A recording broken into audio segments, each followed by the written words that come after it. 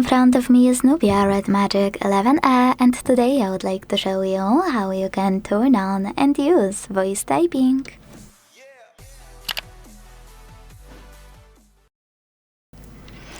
First of all, you need to launch your keyboard and tap on the microphone icon at the top right corner. If you can't see it though, select this gear one.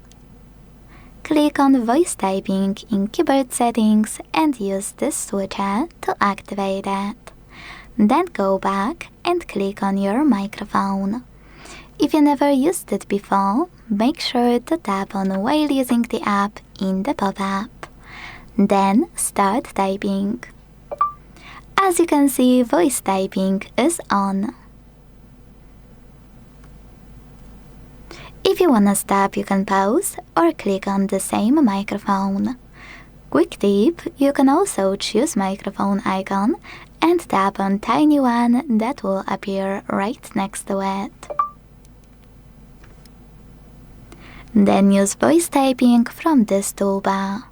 Operate microphone the same way. Delete text thanks to this button with an X. Manage more options available from your toolbar thanks to those three lines on the left. Hold it and move it around if you wish to.